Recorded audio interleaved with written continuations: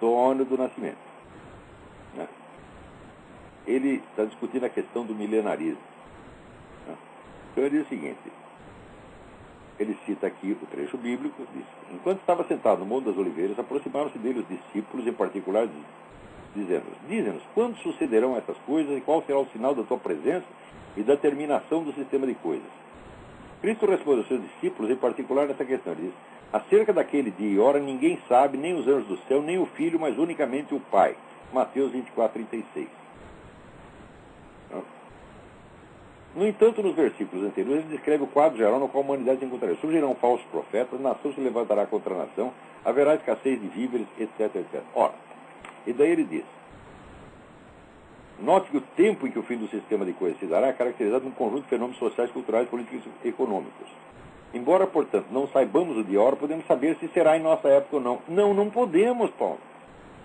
Você, por favor, me assinale uma época da história em que nação não se levantou contra nação, em que não houve falsos profetas, em que não houve escassez de víveres. A escassez de víveres é o pressuposto mesmo da ciência econômica.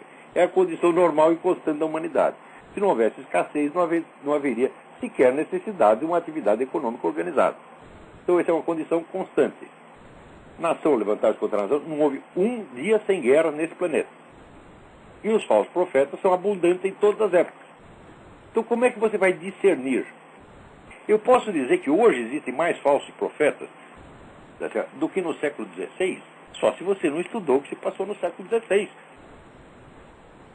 Olha aqui, no século XIV, Roger Bacon, que por outro lado era um grande homem, um grande estudioso, um grande cientista, escreveu uma carta para o Papa dizendo o seguinte: olha aqui, né, santidade, nós, por meios astrológicos, nós podemos calcular a data da vinda do anticristo. E daí podemos tomar as providências devidas. Ele não estava bêbado quando ele disse isso. Ele acreditava realmente nessa porcaria. É claro que não pode. É claro que não dá para fazer isso. Portanto, também não sabemos se será em nossa época ou não.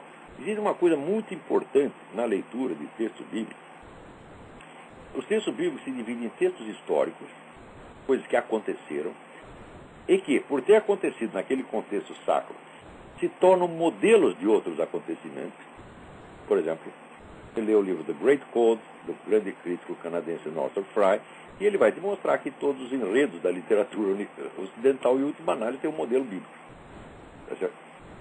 E existem os trechos que são de ordem profética, que não se referem a coisas que aconteceram, mas a coisas que vão acontecer. Mas preste bem atenção, aquelas que aconteceram não são só históricas, elas são modelos repetíveis. Né? E aquelas que vão acontecer não se referem somente a um futuro determinado, mas a certas possibilidades recorrentes. Né?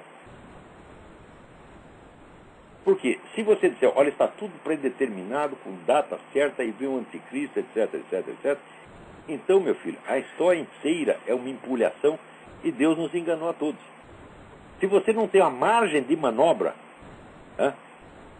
para você fazer com que a profecia não se cumpra naquela data, que a profecia seja adiada, se você não tem essa margem de manobra, então não existe liberdade humana nenhuma, tá certo? E nós caímos no determinismo integral. Ora, o determinismo integral é inconsistente consigo mesmo pelo seguinte: se tudo está predeterminado, também estão predeterminados os seus pensamentos. Inclusive, se tem pessoas que acreditam que existe livre-arbítrio, o fato delas acreditarem no livre-arbítrio também está predeterminado. Então quer dizer que Deus as enganou propositadamente. É possível um treco desse? É claro que não. Então significa que as profecias, meu filho, não foram feitas para ser cumpridas numa data determinada. As profecias são feitas também como uma ameaça divina. Tal coisa vai acontecer se você não fizer isso, mais aquilo, mais aquilo, mais aquilo. Se você agir de determinada maneira, o cumprimento da profecia pode ser adiado. Isso quer dizer, situações apocalípticas a humanidade já passou várias vezes. Você vai dizer, quando Roma virou um covil de bandidos, foi invadido, não tinha papa lá, não tinha mais nada. As pessoas diziam, com certeza é o anticristo que está aí. E, no entanto, aquilo passou.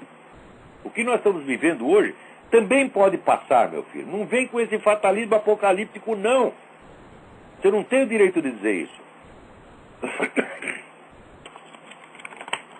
Ora, quando Nossa Senhora fez as profecias em La Salette e em Fátima,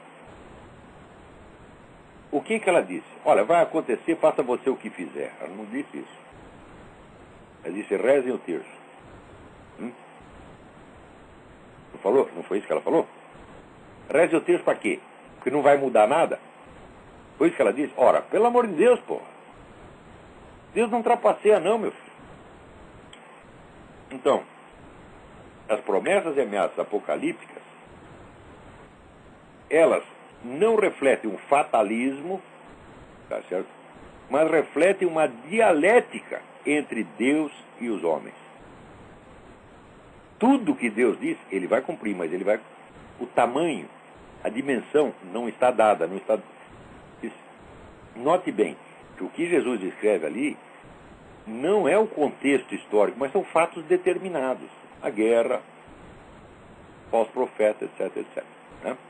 Fatos que aconteceram também em todas as épocas, então que não são indícios de nada.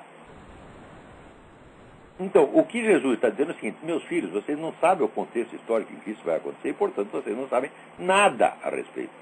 Note bem que ele diz, nem o filho sabe, só o pai. Ora, o que é Jesus? Jesus é o verbo encarnado é o Logos encarnado, e Jesus é a inteligência divina, presta bem atenção. O que é o Pai? O Pai é a onipotência, é o poder divino, é a vontade divina, é a decisão divina. Se Jesus diz que nem o Filho sabe, isso não quer dizer que ele é um ignorante. Quer dizer que o fim dos tempos não é uma coisa que esteja determinada na inteligência divina, mas que será determinada pela liberdade divina, pela vontade divina, quando Deus Pai quiser. Então não tem data. Entendeu? Aquilo que está dito, que depende exclusivamente do Pai, não depende da inteligência divina, portanto nem da ciência divina, mas depende da vontade divina. E é a liberdade divina, é a liberdade de Deus Pai. Deus Pai decide isso quando Ele quiser. Entendeu? Se fosse uma coisa que estivesse predeterminada, de acordo com uma regularidade, uma lei, etc., faria parte da inteligência divina e seria parte do Logos, e Jesus não diria, eu mesmo não sei. Quem pretende saber, está pretendendo. Tu pretende saber mais que Jesus, tu é mais inteligente que a inteligência divina. Ora, meu filho. Se você ficar mais inteligente que a inteligência divina, me avisa que eu estou precisando... Tem uns problemas aqui. Vou pedir uns conselhos para você.